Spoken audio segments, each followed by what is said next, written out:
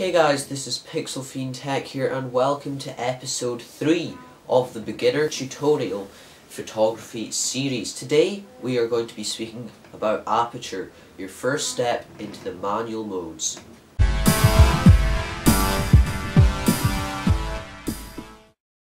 Okay, so first I'm going to tell you what is Aperture. So to do this I will take my lens off my camera here. I'll quickly shove the other mount on. Now if I just come round to the camera here, now if you look through my lens you can see the hole is fairly small.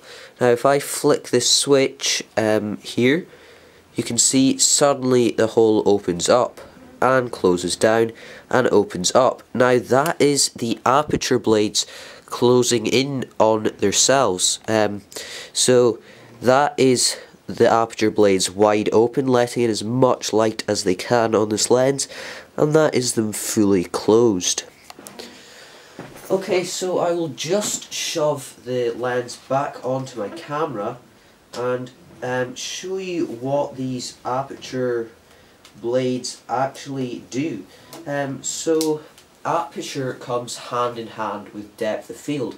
Now if you don't know what depth of field is, it's basically how much of the photo is in focus. So if I turn my camera on here and I'm going to set my aperture to a low number. So here the lowest this lens goes is 4.8. So that is a fairly low number for aperture. If I scroll it right up here, it says it's going to f32. Now aperture is measured in f's, so f32, f3, f2. On a lens you will usually see here, this one says, no, this one doesn't actually say, but usually they say 18 to 55 and then f something. Now on the lens that just shows you the lowest the aperture goes, the lowest number. So what do these numbers mean? So it's quite confusing actually. The smaller the number, the bigger the hole. So f2 would be an extremely large hole, and f32 would be an extremely small hole. So that is the most confusing thing, that is hard to get your head around, that the numbers go in the opposite way from the size of hole. Now numbers go hand in hand with the depth of field, so the lower the number, the smaller the depth of field, which means the less is in focus. So I'm just going to show you what that does. So what I'm going to do is pop my camera dial into the A mode, which means aperture priority. So that means I pick the aperture and the rest of the settings, the ISO and the shutter speed are picked. Okay, so I'll take two photos, one at a high f number and one at a small f number, and I'll put those on the screen just now with the f number at the bottom.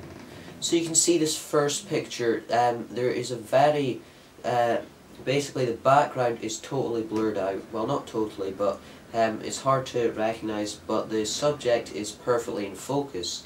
Now in this second picture, the whole picture is in focus and you can see everything clearly.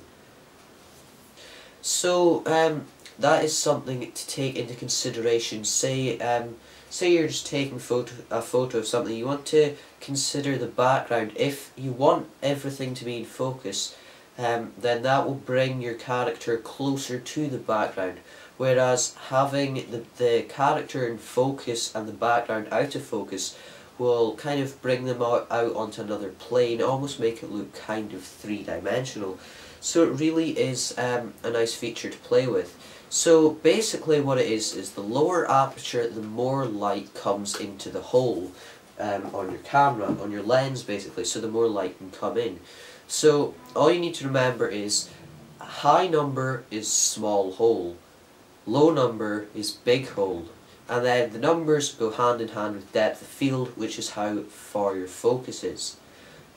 So thank you very much for watching. If you've enjoyed this video and would like to learn more about photography and possibly raise your skills, then check out that link in the description, which will take you to my beginner photography tutorial playlist. I have more settings coming up, ISO, shutter speed, and then fully manual, so stay tuned for that. I hope you enjoy these videos. Please like this video if you want to see more, and of course don't forget to subscribe to this channel. If you found this video helpful, please share it so that other people can benefit. Thank you very much for watching. See you.